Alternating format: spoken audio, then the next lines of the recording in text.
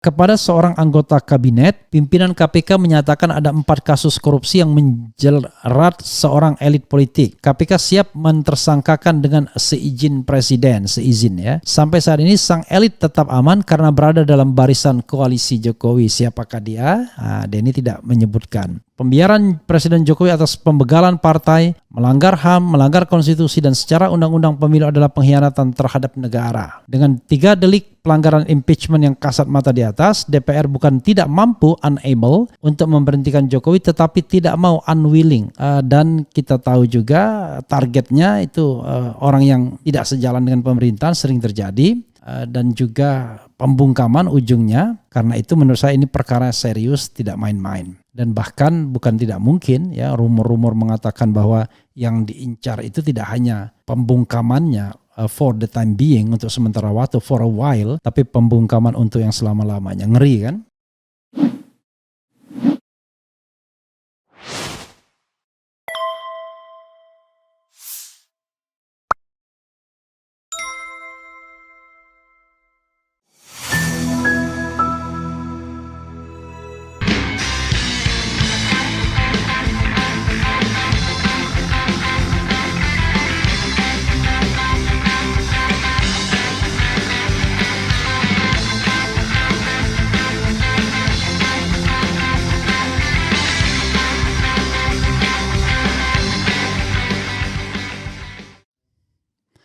Assalamualaikum warahmatullahi wabarakatuh. Sobat RH sekalian, jumpa lagi kita di channel yang keren ini. Keren, cadas.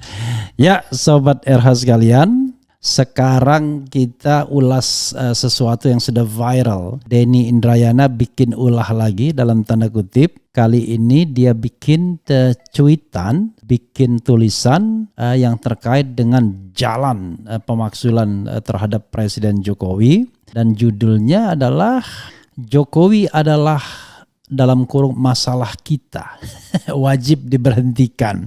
And then at the same time, kasus Denny Indrayana yang bocorin dalam tanda kutip putusan Mahkamah Konstitusi dalam soal sistem pemilihan umum sudah naik ke fase penyidikan. Hanya memang belum ditetapkan tersangkanya. Lagi-lagi ini adalah tragedi demokrasi, orang berpendapat, ya, membuat diskurs di ruang publik, ingin menjaga demokrasi elektoral, malah dikriminalkan. Saya tidak tahu, ya, apa pertimbangan penegak hukum dalam memproses sebuah hukum. Apakah mereka galau dengan mereka-mereka yang memperjuangkan demokrasi? Kenapa tidak lebih galau dengan mereka yang korupsi misalnya? Ya, kita bacakan dulu, ya, saudara sekalian. Ini disampaikan kepada saya dan pasti banyak media lainnya. Jokowi adalah masalah kita, .2 wajib diberhentikan. Jokowi bukan hanya bisa tapi wajib dimakzulkan, tanda tanya. Logika berpikirnya sederhana, simple logic. Tapi berpikir itu jangan pakai F dan, ya, pakai P.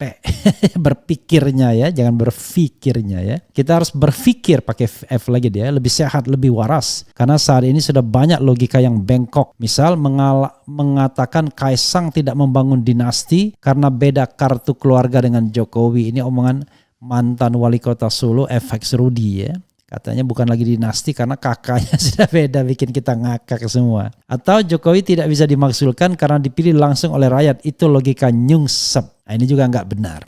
Karena konstitusi itu mengatur tentang pemilihan, tapi biasanya mengatur tentang pemberhentian. Jadi seorang presiden, mau dia dipilih oleh MPR, dipilih oleh rakyat secara langsung, tetap bisa dimakzulkan atau di-impeach atau diberhentikan dalam bahasa konstitusi kita, Undang-Undang Dasar 1945. Oke, berikut 3 logika sederhana pelanggaran Jokowi yang masuk delik pemakzulan. Pertama, Jokowi patut diduga melakukan korupsi memperdagangkan pengaruh. Ini namanya trading in influence, ya. Oke. Kasusnya adalah yang dilaporkan Ubedillah Badrun. Ubedillah itu Ubedillah biasa, nggak pakai I, ya, nggak pakai I. Ubedillah Badrun pada 10 Januari 2022. Ini ulang tahunnya Rocky Gerung. 10 Januari ini. Oh bukan, ya, Rocky Gerung 20 Januari. 10 Januari itu Hadar Nafis Gumai, mantan anggota KPU, yang juga sahabat saya. Sudah lebih dari setahun yang lalu tanpa ada progres, yaitu laporan dugaan korupsi suap yang diterima anak-anak Jokowi seolah-olah penyertaan modal ratusan miliar rupiah.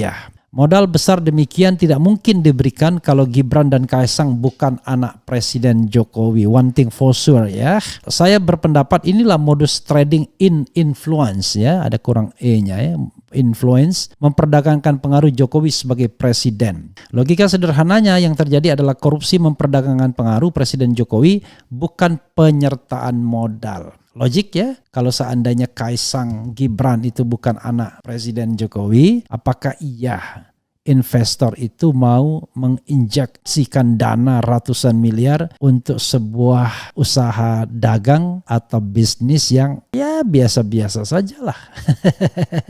Artinya profiling bisnisnya rasanya kok berlebihan kalau disuntik sampai 100 miliar. It's okay. Kedua, Presiden Jokowi patut diduga melakukan korupsi, menghalang-halangi proses penegakan hukum. Kepada seorang anggota kabinet, pimpinan KPK menyatakan ada 4 kasus korupsi yang menjerat seorang elit politik. KPK siap mentersangkakan dengan seizin presiden, ya. Sampai saat ini sang elit tetap aman karena berada dalam barisan koalisi Jokowi. Siapakah dia? Denny tidak menyebutkan. Ini jelas melanggar pasal 21 Undang-Undang Tipikor. Jokowi menghalang-halangi penegakan hukum atau obstruction of justice. Oke. Jadi tadi masuk di dalam trading in influence dan sekarang obstruction of justice ya, alasan kedua. Ketiga, Presiden Jokowi melanggar konstitusi, kebebasan berorganisasi karenanya masuk delik pengkhianatan terhadap negara ya. Jadi pengkhianatan terhadap negara itu adalah jadi treason ya, treason. Muldoko Gate yaitu pembegalan Partai Demokrat oleh KSP Muldoko adalah pelanggaran HAM. Pembiaran atau by omission oleh Presiden Jokowi menunjukkan beliau terlibat mencopet Demokrat. Logika sederhana, Muldoko Gate bukanlah hak politik Muldoko yang patut dihormati, tetapi adalah pembegalan parpol yang adalah kejahatan. Pembiaran Presiden Jokowi atas pembegalan partai, melanggar HAM, melanggar konstitusi dan secara undang-undang pemilu adalah pengkhianatan terhadap negara. Dengan 3 delik pelanggaran impeachment yang kasat mata di atas, DPR bukan tidak mampu, unable, untuk memberhentikan Jokowi tetapi tidak mau, unwilling. Salam logika akal sehat. Queenscliff, Melbourne, 25 Juni 2023, Profesor Denny Indrayana, SHLLM PhD. Ya, sahabat era sekalian, itu dari Denny Indrayana ya. 3 alasan untuk menjatuhkan atau mengimpeach Presiden Jokowi. 1, karena dia melakukan yang namanya trading in influence ya, terutama keluarganya. Yang kedua itu obstruction of justice, menghalang-halangi proses penegakan hukum. Dan yang ketiga treason, melakukan pengkhianatan terhadap negara karena melakukan pelanggaran konstitusi yang dalam kerangka atau framework undang-undang pemilu kita itu dikatakan contoh dari pengkhianatan terhadap negara. Apakah Anda setuju atau tidak? Itu soal lain ya, tetapi ini adalah perkara yang serius kalau kita mau menghayatinya. Lagi-lagi seperti yang pernah dikatakan oleh Denny Indrayana, kalau cuma dibandingkan dengan Watergate dalam masa pemerintahan Presiden Richard Nixon di Amerika Serikat, nggak ada apa-apanya. Richard Nixon hanya memasang alat sadap di kantor musuhnya Partai Demokrat, ya, pesaingnya, rivalnya. Tetapi ini tidak hanya alat sadap yang dipasang, dan kita yakin sadap menyadap itu di mana-mana. Jadi unlawful interception itu di mana-mana, dan kita tahu juga targetnya itu orang yang tidak sejalan dengan pemerintahan sering terjadi. Dan juga pembungkaman ujungnya. Karena itu menurut saya ini perkara serius, tidak main-main. Dan bahkan bukan tidak mungkin ya, rumor-rumor mengatakan bahwa yang diincar itu tidak hanya pembungkamannya for the time being, untuk sementara waktu, for a while, tapi pembungkaman untuk yang selama-lamanya. Ngeri kan? Ya mudah-mudahan tidak, mudah-mudahan hanya isu saja. Tidak ada orang yang di Republik ini berniat jahat untuk membungkam lawan politik selama-lamanya, alias ditiadakan hidupnya. Insya Allah enggak ya. Kalaupun ada ya na'udzubillah min zalik. Kita hanya bisa berpasrah kepada Allah Subhanahu wa taala. Mudah-mudahan negeri ini dilindungi dari kejahatan-kejahatan seperti itu. Dan Denny Indrayana sepertinya bakal diincar ya untuk dijadikan tersangka, dan mudah-mudahan demokrasi bisa melindunginya. Paling tidak election, for the coming election itu bisa melindungi Denny Indrayana. Maksudnya apa? Artinya sekarang ini kekuatan koersif, penegakan hukum, itu tidak lagi berkonsentrasi untuk mematahkan kaki-kaki lawan politik, tapi lebih berkonsentrasi untuk mengawal transisi kekuasaan agar berlangsung secara kondusif.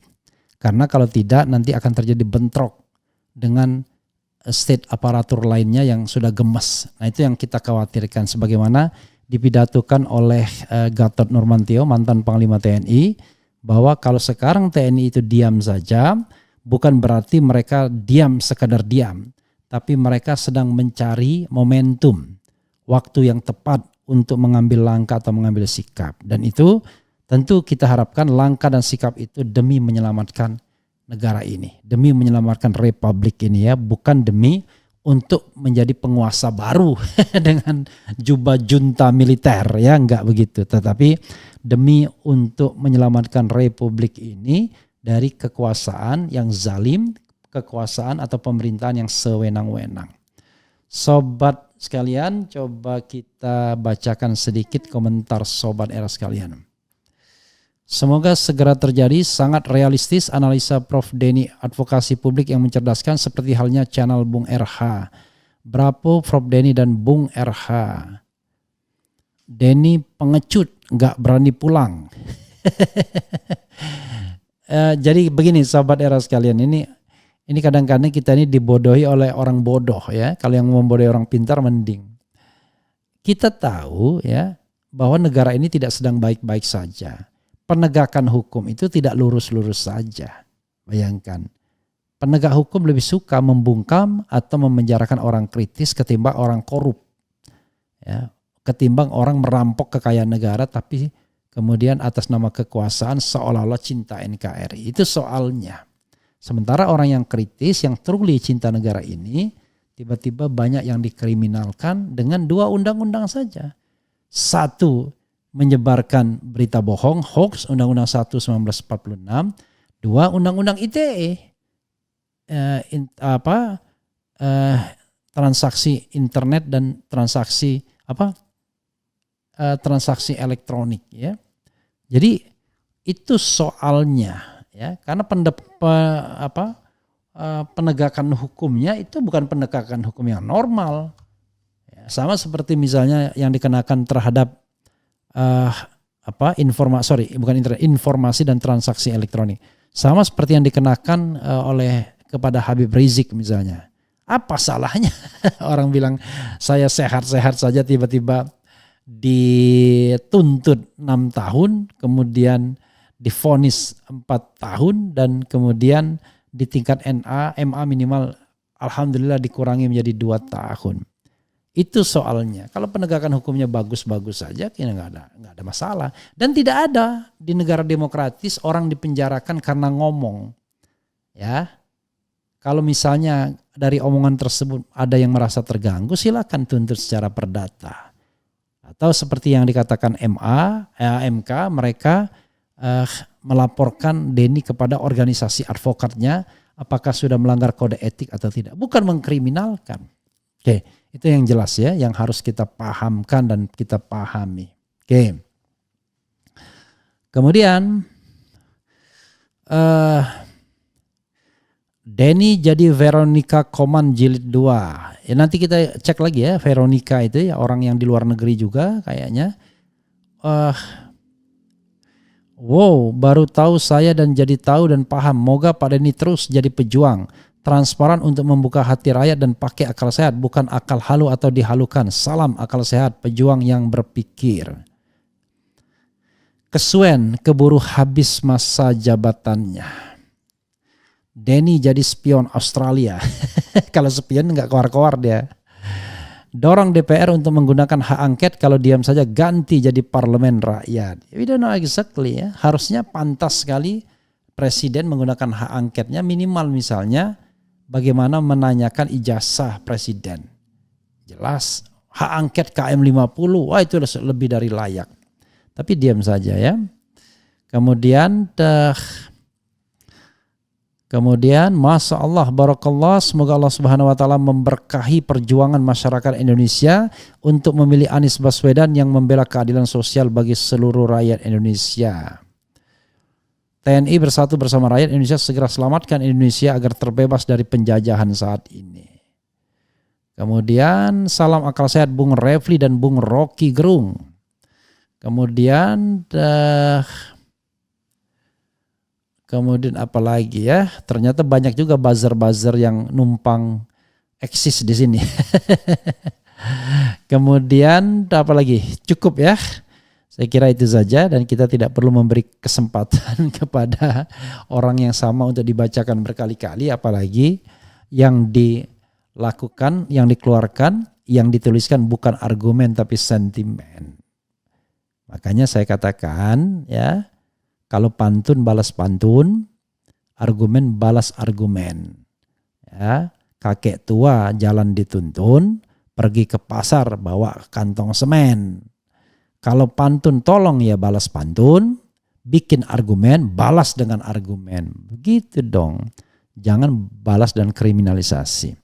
Itu saja sobat era sekalian, dan mudah-mudahan Denny Indrayana tetap teguh untuk berjuang atau memperjuangkan demokrasi yang sedang tidak baik-baik saja.